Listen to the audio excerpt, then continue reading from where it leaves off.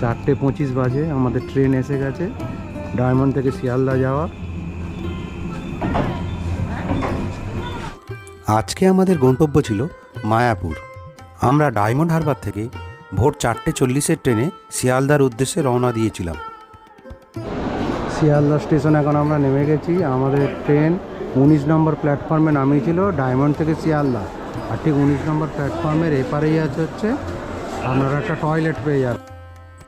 শিয়ালদাহ থেকে কৃষ্ণনগর জাংশন যাওয়ার ট্রেনের সময়সূচি আমি স্ক্রিনে শেয়ার করলাম। কৃষ্ণনগর সিটি লোকাল আমাদের দিয়েছে হচ্ছে 5 নম্বর প্ল্যাটফর্মে। এখন বাজে 9:38। আমরা কৃষ্ণনগর সিটি জংশনে পৌঁছে গেছি। আপনারা শিয়ালদা এবং হাওড়া থেকেও এক্সপ্রেস ট্রেন বুকিং করে স্লিপার ক্লাস বা 2S-এ যেতে পারেন। একটু আরামদায়ক সফর হবে সেক্ষেত্রে। সেই ক্ষেত্রে আপনাকে নবদ্বীপ ধাম স্টেশনে নামতে হবে এবং আবার অটো করে ঘাট পার হয়ে গিয়ে মায়াপুরে পৌঁছতে হবে।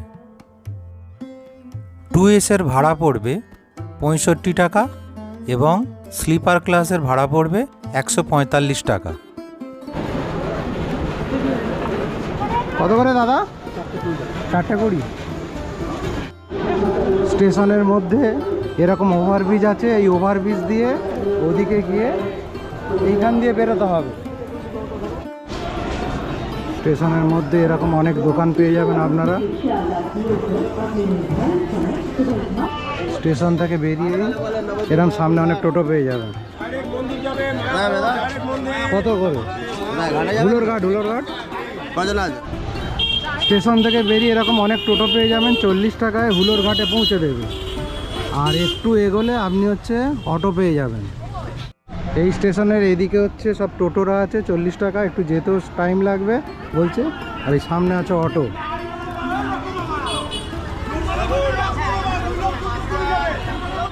স্টেশন থেকে হুলোরঘাট অটোয় বলছে 30 টাকা।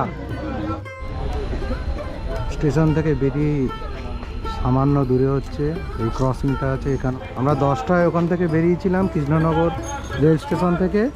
আর এখন বাজে 10:56। মাঝখানে ট্রেনের একটু জ্যাম ছিল, ওই জন্য ক্রসিংয়ে অনেকটা সময় চলে গেছে।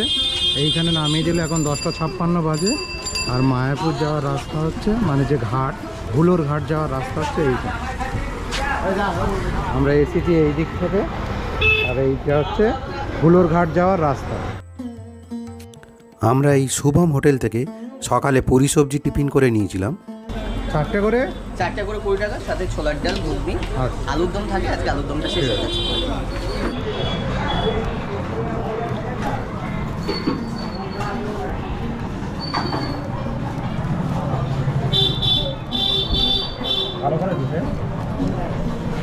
আমরা এই দিক থেকে এসেছিলাম।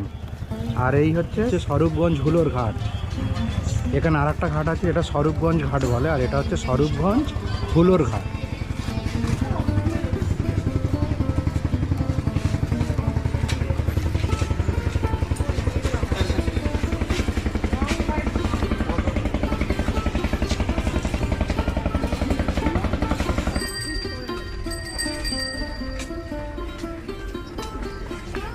ইসকনের সদর দপ্তর মায়াপুরে অবস্থিত এবং চৈতন্য মহাপ্রভুর জন্মস্থান হিসেবে গৌড়ীয় বৈষ্ণব ধর্মের অনুসারীদের কাছে এই স্থানটি বিশেষ তাৎপর্যপূর্ণ। মায়াপুরের আগের নাম ছিল মিয়াপুর। এটা ভাগীরথী নদী। এইখান থেকে আমরা চাপছি। ওই দূরে যে আলাদা রঙের দুটি জল দেখা যাচ্ছে, এই ভাগীরথী নদীর সাথে ওখানে জলঙ্গি নদী এসে মিশেছে। আমরা যদি মায়াপুর থেকে নবদ্বীপ যাই তখন আমরা খুব কাছ থেকে এইটা দেখতে পাবো। এখন 11:25 আমরা এপারের ঘাটে পৌঁছে গেলাম ইসকনের দিকে। এই ইসকনের প্রধান সদর দপ্তর এই মায়াপুরেই অবস্থিত। গৌড়ীয় বৈষ্ণব ধর্ম চৈতন্য মহাপ্রভু দ্বারা প্রতিষ্ঠিত হয়েছিল। সামনে অনেক টোটো দাঁড়িয়ে আছে। আমরা এদিক থেকে এলাম। মায়াপুর ইসকন মন্দির যাবে? হ্যাঁ, না না না, এখন 1 নম্বর গেটের সামনে যাবে। হ্যাঁ, 15 টাকা 15 টাকা মানে 15 টাকায় কোথায় ওটা 1 নম্বর গেট? আর গদা ভবনের গেটের সামনে 20 টাকা 20 টাকা। আচ্ছা ঠিক আছে। ইসকন কথার পুরো অর্থ হল international society for Krishna consciousness, যা একটি গৌড়ীয় বৈষ্ণব হিন্দু ধর্মীয় সংগঠন। এটি 1966 সালের 13 জুলাই নিউ ইয়র্ক সিটিতে ভক্তিবেদান্ত স্বামী প্রভুপাদ দ্বারা প্রতিষ্ঠিত হয়েছিল। এখন 11:35 বাজে। আমরা এই গদা ভবনের সামনে 4 নম্বর গেটের সামনে এসে নামলাম। 20 টাকা ভাড়া নিল। আর গদা ভবন হচ্ছে এই সামনে থেকে গিয়ে ডান দিকে। আমরা এই দিক থেকে এসেছিলাম। আর এই হচ্ছে নামহট্ট ভবন, দেখতে পাচ্ছেন। আর ঠিক এর এই পাশে গদা ভবন যাওয়ার রাস্তা। আমরা গদা ভবনে পৌঁছে গেছি, দেখতেই পাচ্ছেন গদার চিহ্ন আছে ভবনে আঁকা। এখানে সমস্ত ভবনের খাবারের কুপন দেওয়া শুরু হয় সকাল 9টা থেকে এবং 12টা পর্যন্ত দেওয়া হয়, এবং খাওয়ানো শুরু হয় 12:30 থেকে এবং শেষ হয় প্রায় 2:30 পর্যন্ত। আবার রাত্রিবেলার খাবার তার কুপন দেওয়া হয় বিকেল 3টে থেকে এবং শেষ হয় বিকেল 5টা পর্যন্ত, এবং রাত্রিবেলার খাওয়াটা হয় 8:30 থেকে শুরু করে প্রায় 9:30 পর্যন্ত। একসাথে অনেক লোক লাইনে দাঁড়ালে তবেই প্রসাদের জন্য লাইন ছাড়া হয়। এই গদা ভবনের প্রসাদের টিকিট কেটে নিয়েছি। 1টা থেকে 2টোর মধ্যে খেতে যেতে হবে। 80 টাকার টিকিট আমরা সংগ্রহ করলাম। 150 টাকার টিকিট ফুরিয়ে গিয়েছিল। এইটা হচ্ছে গীতা ভবন, দেখতে পাচ্ছেন। প্রসাদ আপনারা যতবার খুশি খেতে পারেন, কিন্তু নষ্ট করবেন না। মিষ্টি বা পায়েসটা একবারই দেওয়া হয়। গদা ভবনের লাইনের জন্য দাঁড়িয়েছিলাম। ছাড়লো কটা? এই 47 12:47। এখন 54 বাজে। এইখান থেকে লাইন এসে লাইন চলে গেছে এইখানে। ভাত, ডাল, তরকারি আপনারা যতবার চাইবেন ততবারই ওনারা দেবে। গদা ভবনের 80 টাকার প্রসাদ আছে। একটা রুটি, একটা আলু পটলের তরকারি, একটা মিক্সড ভেজ, আর এই রুটি নিয়ে চলে গেল। একটা হচ্ছে বেগুনি, ডাল, ভাত, আর বাচ্চাটার জন্যে আমাকে কিছু চাইতে হয়নি, আর একটা পায়েস এক্সট্রা দিয়েছে।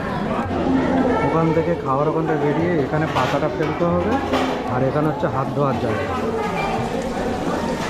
আর এখান থেকে বাইরে বেরোবার পর দুপুর 1:30 বাজে। এখন আমাদের প্রসাদ খাওয়া কমপ্লিট হলো। 5টার সময় আমরা বেরিয়ে পড়লাম বংশী ভবন থেকে। চৈতন্য মহাপ্রভুর জন্ম হয়েছিল 1486 খ্রিস্টাব্দে এবং মৃত্যু হয়েছিল পুরীতে 1533 খ্রিস্টাব্দে। ইনি ছিলেন ভারতবর্ষে আবির্ভূত এক বহু লোকপ্রিয় বৈষ্ণব সন্ন্যাসী ও ধর্মগুরু মহাপুরুষ এবং 16 শতাব্দীর বিশিষ্ট সমাজ সংস্কারক। তিনি গৌরবঙ্গের নদিয়া অন্তর্গত নবদ্বীপে, যেটা এখন পশ্চিমবঙ্গের নদিয়া জেলায় অবস্থিত, হিন্দু ব্রাহ্মণ পণ্ডিত শ্রী জগন্নাথ মিশ্র ও শ্রীমতী শচীদেবীর গৃহে জন্মগ্রহণ করেছিলেন। তাকে শ্রী রাধাকৃষ্ণের যুগল প্রেমাবতার বলা হয়। চৈতন্য মহাপ্রভুর পূর্বে নামকরণ করা হয়েছিল শ্রী শ্রী বিশ্বম্বর মিশ্র। তার গাত্রবর্ণ গৌর ও স্বর্ণালী আভাযুক্ত ছিল বলে তাকে গৌরাঙ্গ বা গৌরচন্দ্র নামে ডাকা হতো। অন্যদিকে নিম গাছের নিচে জন্ম বলে তার মা শচীদেবী তাকে নিমাই বলে ডাকতেন। নতুন মন্দিরে প্রবেশের জন্য এখান থেকে টিকিট পাওয়া যাচ্ছে। আমরা 5 জন কাটলাম 50 টাকা করে। আর এটা একবারই নিয়ে যাওয়া হয়। এখানে টাইম লেখা আছে। এখন বিকেল 5টার সময় একবার নিয়ে যাওয়া হয়। এখন 4:30 বাজে, তাই একটু অপেক্ষা করতে হবে আমাদেরকে। শ্রী চৈতন্যদেবের কিশোরাবস্থায় তার বাবা মারা যায়। প্রথম যৌবনে তিনি ছিলেন স্বনামধন্য পণ্ডিত। তার প্রধান আগ্রহের বিষয় ছিল সংস্কৃত গ্রন্থাদি পাঠ ও জ্ঞানার্জন। ব্যাকরণ শাস্ত্রে ব্যুৎপত্তি অর্জনের পর মাত্র 20 বছর বয়সে তিনি ছাত্রদের অধ্যয়নের জন্য একটি টোল স্থাপন করেন। তর্কশাস্ত্রে নবদ্বীপের নিমাই পণ্ডিতের খুব খ্যাতি ছিল।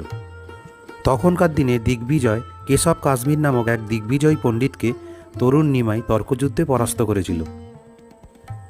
তার প্রথম ধর্মপত্নী লক্ষ্মীপ্রিয়া দেবীকে বিয়ের পর একবার তিনি তার আদি নিবাস শ্রীহট্ট গিয়েছিলেন। পূর্ববঙ্গে পর্যটনকালে লক্ষ্মীপ্রিয়া দেবীর সর্পদংশনে মৃত্যু ঘটলে তিনি মায়ের অনুরোধে বিষ্ণুপ্রিয়া দেবীর সাথে বিয়ে করেন।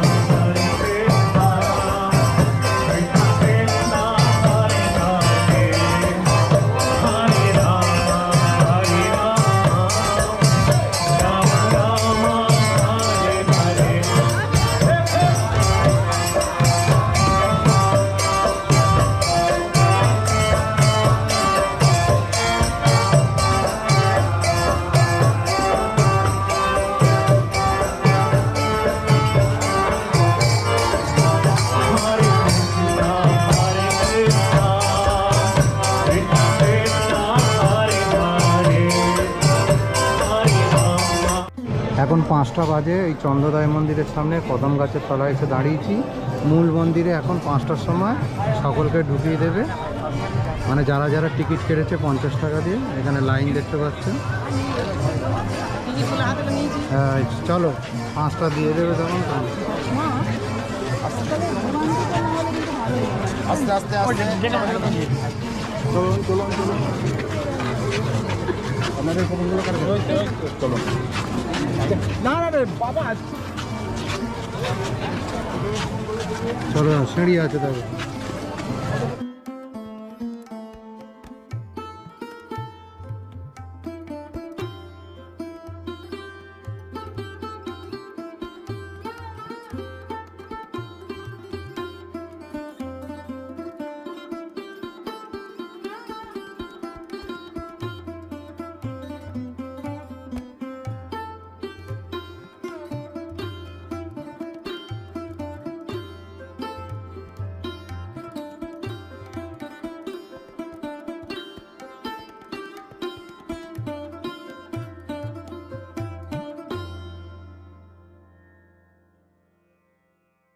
মেন গেট দক্ষিণ দিকে 2 দিকে সিঁড়ি রয়েছে। মেন গেটে কেউ সিঁড়ি দিয়ে নিচে নামবেন না। মন্দির দর্শন হয়ে গেলে আবার আমরা এই রাস্তা দিয়ে নিচে নেমে যাব, যেটা দিয়ে এলাম এইভাবেই নামতে হবে, সেম রাস্তা। দয়া করে আপনারা নিচের দিকে দেখিয়ে সামনে এগিয়ে আসুন। হরে কৃষ্ণ।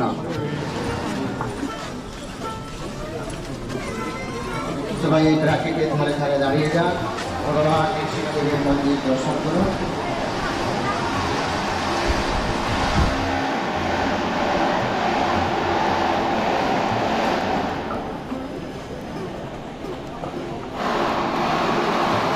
সবাই এখানে দাঁড়িয়ে যান, বলুন জয় সর্ববিঘ্ন বিনাশকারী ভগবান নরসিংহদেব কি জয়, ভক্ত বৎসল ভগবান নরসিংহদেব কি জয়, ভক্তরাজ প্রহ্লাদ মহারাজ কি জয়, জগৎগুরু শিল প্রভুপাদ কি, মায়াপুর নবদ্বীপ ধাম কি, নিতাই গৌর প্রেমানন্দে হরি হরি বল। এই হচ্ছে নৃসিংহদেবের সিংহাসন। পুরানো মন্দির থেকে ভগবান নৃসিংহদেব নতুন মন্দিরে শিফট হয়ে যাবেন। চেষ্টা চলছে 2026 সালের জানুয়ারি থেকে ওপেনিং হবে এবং ফার্স্ট ফ্লোরে ভগবান নৃসিংহদেবের এক্সিবিশন তৈরি হবে এবং সেকেন্ড ফ্লোরে রাউন্ডে যত পিলার দেখছেন প্রত্যেক পিলারের উপরে মুখ্য মুখ্য দেবদেবী দাঁড়িয়ে থাকবেন, যেমন ব্রহ্মাজি, শিবজি, মনু মহারাজ, নন্দ সুনন্দ, লক্ষ্মী দেবী, গরুর দেব, ইন্দ্রদেব, সমস্ত দেবতাগণ উপর থেকে দাঁড়িয়ে স্তব স্তুতি করছেন, প্রার্থনা করছেন ভগবান নৃসিংহদেবকে সন্তুষ্ট করার জন্য। শ্রীমদ্ ভাগবতম অনুসারে সেই সমস্ত লীলাগুলি আপনারা এখানে দর্শন করতে পারবেন। আর এই মন্দিরের ভিতরে যে মার্বেলগুলি দেখছেন, বিভিন্ন জায়গা থেকে মার্বেল আসছে, যেমন সাদা মার্বেলটি আসছে ভিয়েতনাম থেকে, বিদেশ থেকে। ভিয়েতনাম কখনো গরম হয় না, সবসময় নর্মাল টেম্পারেচারে থাকে। এই যে গ্রিন কালারের মার্বেলটি দেখছেন, গ্রিন, এটা ব্রাজিল থেকে আসছে। আর রেড কালারের মার্বেলটি আসছে ইটালি থেকে। গ্রেনাইটগুলো আসছে স্পেন, সাউথ আমেরিকা, ইন্ডিয়া, এরকম বিভিন্ন জায়গা থেকে মার্বেল আসছে এই মন্দির নির্মাণ কার্যের জন্য।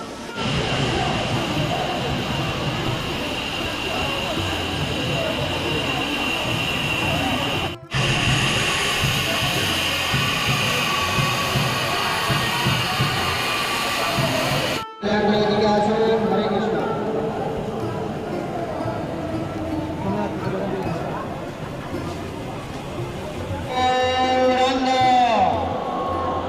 জয় নিত্যানন্দ, জয় নিত্যানন্দ। বৈষ্ণব আচার্যগণ, মাঝখানে থাকবে মহাপ্রভু পঞ্চতত্ত্ব ভগবান শ্রী চৈতন্য মহাপ্রভু, নিত্যানন্দ প্রভু, অদ্বৈত আচার্য ঠাকুর, গদাধর আর শিবাস ঠাকুরজিকে মাঝখানে স্থাপনা করা। ডান দিকে রাইট সাইডে থাকবে শ্রী শ্রী রাধা মাধব অষ্টসখী, রাধা মাধব অষ্টসখী, ডান রাইট সাইডে। নতুন করে কোনো ভগবানের বিগ্রহ প্রতিষ্ঠা হবে না, পুরনো মন্দির থেকেই ঠাকুরজি নতুন মন্দিরে শিফট হয়ে যাবে। চেষ্টা চলছে 26 সালে।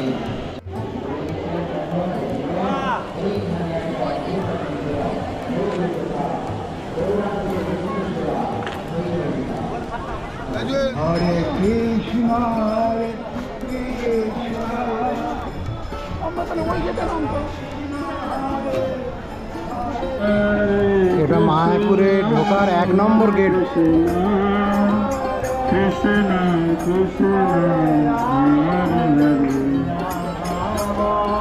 এর সামনেই 24 ঘন্টা সারা দিনটা অখণ্ড হরিনাম সংকীর্তন হচ্ছে।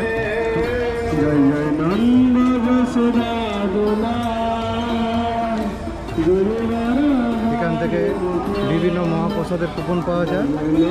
আপনারা গেট দিয়ে এখান থেকে ঢুকে প্রসাদের কুপন সংগ্রহ করতে পারেন।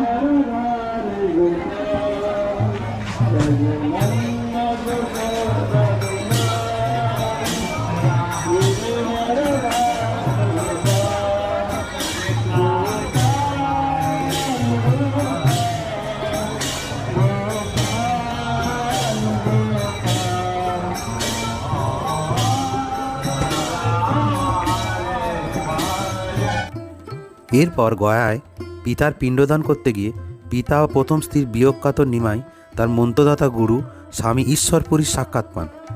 ঈশ্বরপুরীর নিকট তিনি শ্রী শ্রী গোপাল অষ্টাদশাক্ষর মহামন্ত্রে দীক্ষিত হন। এই ঘটনা নিমাইয়ের পরবর্তী জীবনে গভীর প্রভাব বিস্তার করে। বাংলায় প্রত্যাবর্তন করার পর শিক্ষা অভিমানী পণ্ডিত থেকে কৃষ্ণ ভাবময় ভক্তরূপে তার অপ্রত্যাশিত মন পরিবর্তন দেখে তখন অদ্বৈত আচার্যের নেতৃত্বাধীন স্থানীয় বৈষ্ণব সমাজ আশ্চর্য হয়ে যায় এবং খুব শীঘ্রই নিমাই নদিয়ার বৈষ্ণব সমাজের এক অগ্রণী নেতায় পরিণত হয়। অত্যাচারী জগাই ও মাধাইকে তিনি ভক্তেরূপে পরিণত করেন। তার প্রভাবে মুসলমান জবন হরিদাস ঠাকুর সনাতন ধর্ম ও বৈষ্ণব মত গ্রহণ করেন এবং নবদ্বীপের শাসক চাঁদ কাজী তার আনুগত্য স্বীকার করেন। এইটা মায়াপুর ঢোকার 1 নম্বর গেট। আর এর সামনে বিভিন্ন প্রসাদের কুপন পাওয়া যাচ্ছে, বিভিন্ন যে ভবনের প্রসাদ তার কুপন পাওয়া যাচ্ছে। ডান দিকে গেলে হচ্ছে ভক্তি বেদান্ত স্বামী প্রভুপাদ সমাধি। আর এই মন্দির যেতে গেলে এই বাঁ দিকে যেতে হয়, মানে যেটা পুরনো চন্দ্রোদয় মন্দির।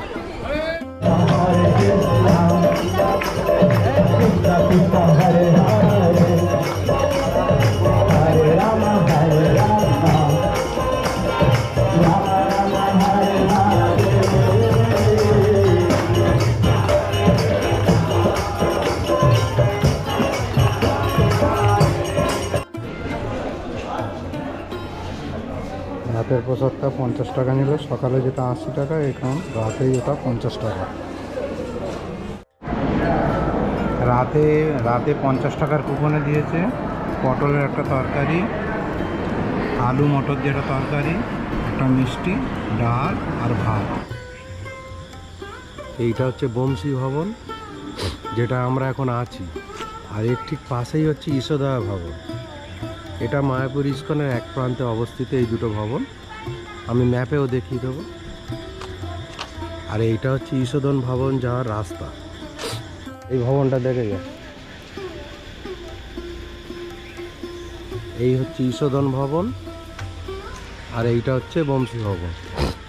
আর ঈশদান ভবনের হচ্ছে যাওয়ার রাস্তা এই সামনে দিয়ে গিয়ে সামনে ফ্রন্টটা পড়বে। ঈশদান ভবনের ঠিক পাশেই আইসিআইসিআই ব্যাংকের একটা এটিএম আছে। এরপর মাত্র 24 বছর বয়সে কাঞ্চননগরে স্বামী কেশব ভারতীর নিকট সন্ন্যাশ্রমে দীক্ষিত হওয়ার পর নিমাই পণ্ডিত শ্রীমন কৃষ্ণ চৈতন্যদেব নাম গ্রহণ করেন। জীবনের শেষ 24 বছরের অধিকাংশ সময় তিনি তার মায়ের অনুরোধে জগন্নাথধাম পুরীতেই থাকতে শুরু করেন। তখনকার ওড়িশার রাজা প্রতাপরুদ্রদেব চৈতন্য মহাপ্রভুকে কৃষ্ণের সাক্ষাৎ অবতার রূপে উপলব্ধি করতে পেরেছিলেন। কিন্তু এখানে জিজ্ঞেস করতে ওরা বলল যে এখানকার বুকিংটা গদা ভবনের মারফতেই হয়, মানে গদা ভবন থেকে বুকিং করলে আপনি এখানে রুম পেয়ে যাবেন। এটি ঈশদান ভবনের রিসেপশনে তোলা কিছু ছবি। গদা ভবনে যেরকম 150 টাকার একটা থালি পাওয়া যায় দিনের বেলায় লাঞ্চে, আর ডিনারে হচ্ছে 100 টাকার থালি, ঈশদান ভবনেও এরকম একই থালি পাওয়া যায় এবং সেটা এখানে এসেই খাওয়া যায়। তাই আপনারা গদা ভবনেও খেতে পারেন, এখানেও খেতে পারেন। প্রত্যেকটা মোড়ে মোড়ে আপনি এরকম সাইনবোর্ড দেখতে পেয়ে যাবেন এবং স্পষ্ট বুঝতে পারবেন। যেমন দেখুন এখানে লেখা আছে গীতা ভবন, ঈশদান ভবন, বংশী ভবন, নামহট্ট ভবন, বাহির পথ। তা বাহির পথ এইটা দিয়ে গিয়ে যদি বাঁ দিকে ঘুরে যান তাহলে আপনি 4 নম্বর গেট পেয়ে যাবেন বাইরে যাওয়া। আর এই যে দেখতে পাচ্ছেন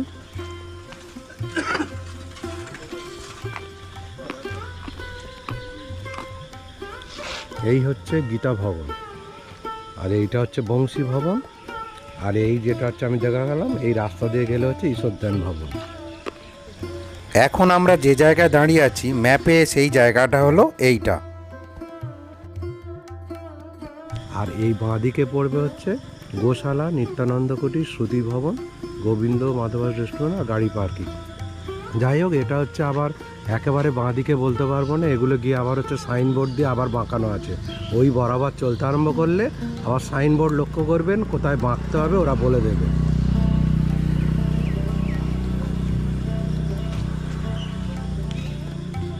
এইটা দেখুন আবার এপারে লেখা আছে গদা ভবন, চক্র ভবন যাওয়ার রাস্তা, মানে এই দিকটা চলে যেতে হবে। মায়াপুরে মোটামুটি ইস্কনের ভিতর প্রথম প্রান্ত থেকে শেষ প্রান্ত বা শেষ প্রান্ত থেকে প্রথম প্রান্তে যেতে হেঁটে মোটামুটি 10 থেকে 15 মিনিট সময় লাগে। এইটা চক্র ভবন, এর ঠিক সামনে হচ্ছে পদ্ম ভবন, আর পদ্ম ভবনে এই পাশেই বা ওই পিছনেই হচ্ছে মেন যেটা মন্দির, চন্দ্রোদয় মন্দির। আর এই মন্দিরে হচ্ছে এইখান থেকেও ঢোকা যায়, এর ঠিক এইখানটায় সামনে হচ্ছে জুতো আর মোবাইল রাখার কাউন্টার আছে। আবার আপনি এই রাস্তাটা দিয়ে গিয়ে বাঁদিকে গেলে ওখানেও জুতো আর মোবাইল রাখার কাউন্টার আছে, একটু দূরে, দুদিক থেকেই হচ্ছে ঢোকা যায় এই মন্দিরে। এখন আমরা যে জায়গায় দাঁড়িয়ে আছি ম্যাপে সেই জায়গাটা হলো এইটা। এই টিওভিপি সেবা অফিস, আর এখানে সাইনবোর্ডে সব করে দেওয়া আছে, বলে দেওয়া আছে কোনটা কোন দিকে। এই হচ্ছে গদা ভবন যাওয়ার রাস্তা, আমি রাস্তাটা দেখিয়ে দিচ্ছি কোন দিকে। আর এদিকে দেখুন এবারে পদ্ম ভবন মন্দিরে যাওয়ার রাস্তা।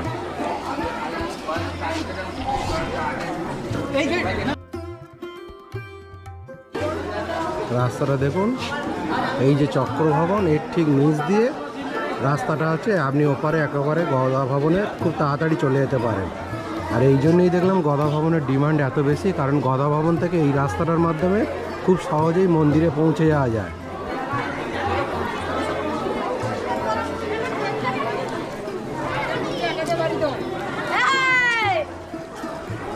এটা বলছিলাম ওপারেও জুতো মোবাইল রেখে মন্দিরে প্রবেশ করা যায়। আবার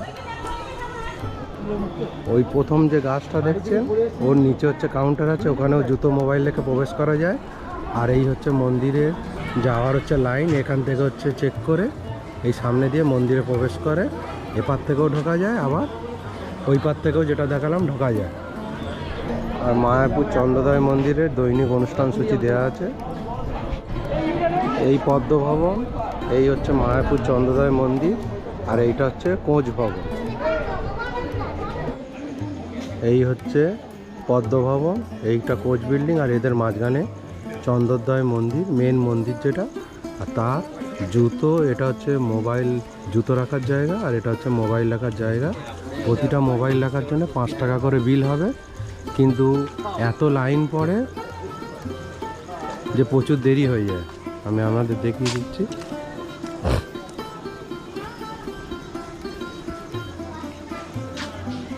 এইটা জুতো রাখার জায়গা, একটা ব্যাগ নেবেন, নিয়ে জুতোটা রেখে ওখানে জমা দেবেন, ওরা একটা টোকেন দিয়ে দেবে। আর মোবাইলের লাইন পড়ে এখানে, মোবাইল পিছু 5 টাকা করে নেয়, আমি দেখিয়ে দিচ্ছি।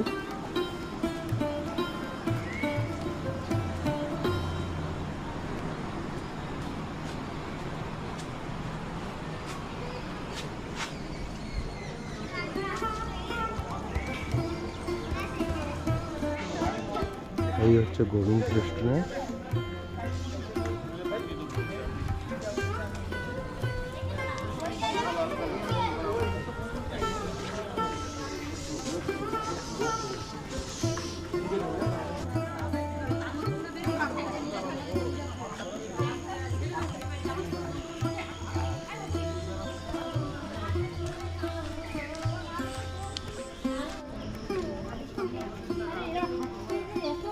চন্দ্রোদয় মন্দিরের সামনে থেকে এলাম, এই পাশে হচ্ছে নতুন মন্দির হচ্ছে। এই রাস্তাটা দিয়ে এলে এখানে পাবেন ডিজিটাল থিয়েটার, ফুল ডোম ডিজিটাল থিয়েটার। এন্ট্রি হচ্ছে কি লেখা আছে 10টা থেকে, সকাল 10টা থেকে রাত 8:30।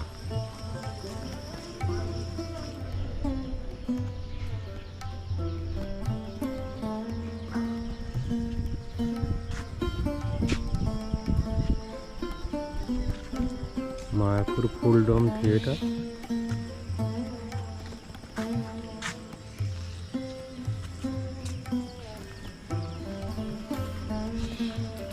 দেখুন প্রবেশ মূল্য লেখা আছে 40 টাকা, 50 টাকা হয়, এখন 20% ছাড় দিয়ে 40 টাকা।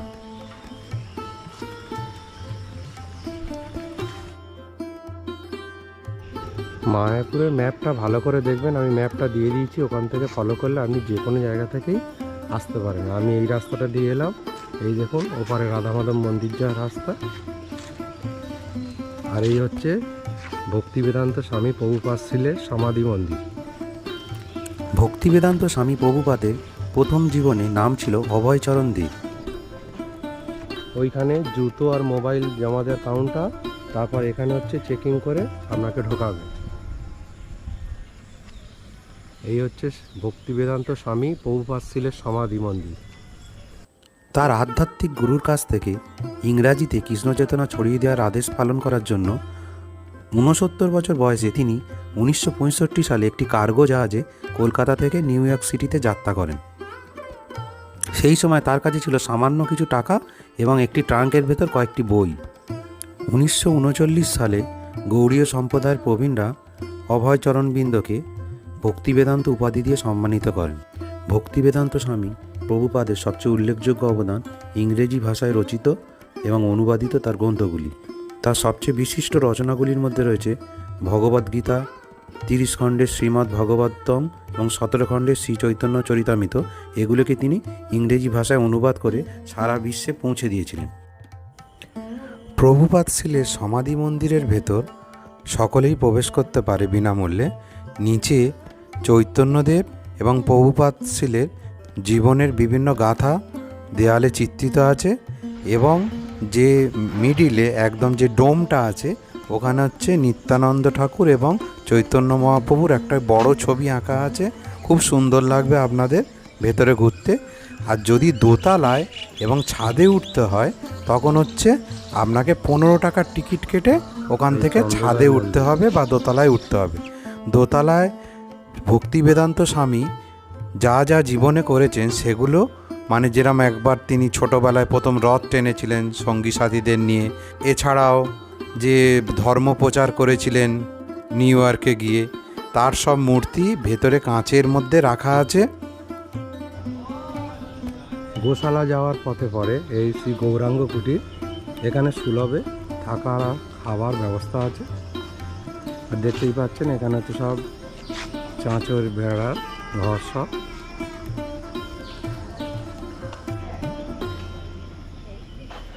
গৌরাঙ্গ কুটিরের ঠিক সামনেই আছে অন্নদান কমপ্লেক্স। এখানে 4 বেলা বিনা পয়সায় ভোগ বিতরণের ব্যবস্থা আছে।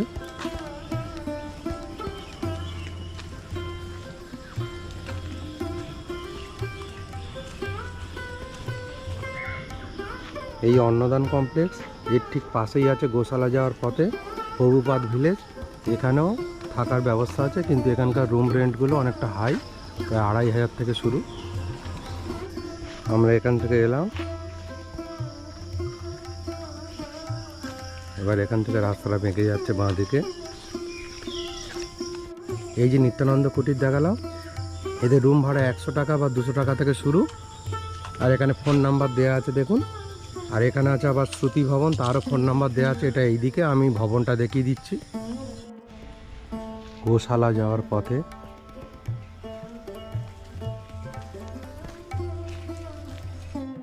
এইটা প্রভুপাদ আশ্রম।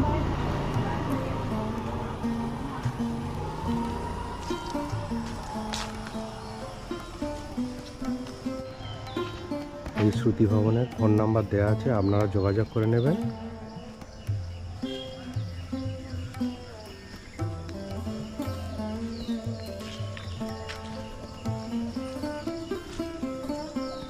আর এই হচ্ছে রিসেপশনের জায়গা। এটা গোশালা যাওয়ার পথে পড়ে। ঠিক গোশালার কাছে। এই শ্রুতি ভবন এই দিকটা, আর এই হচ্ছে গোশালা।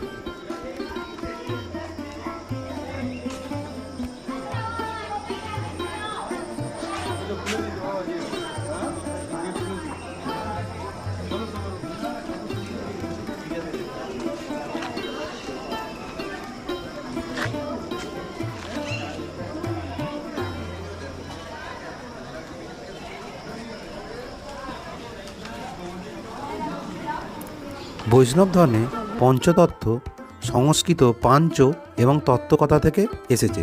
পাঞ্চকথার অর্থ হচ্ছে পাঁচ, আর তত্ত্বকথার অর্থ সত্য বা বাস্তবতা।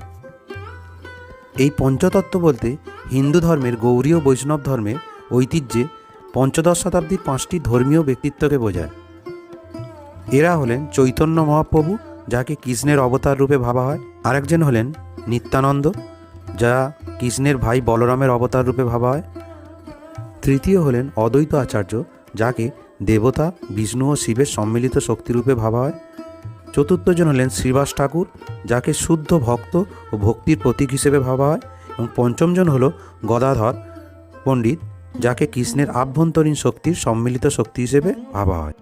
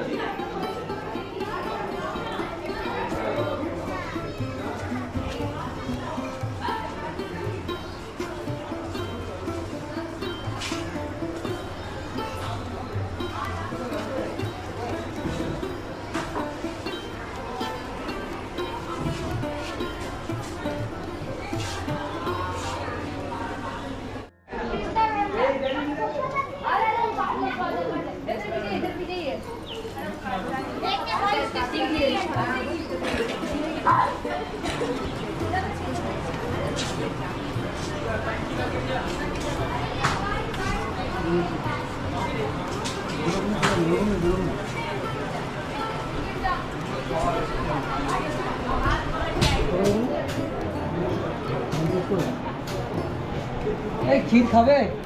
ক্ষীর ক্ষীর একটা দিন না।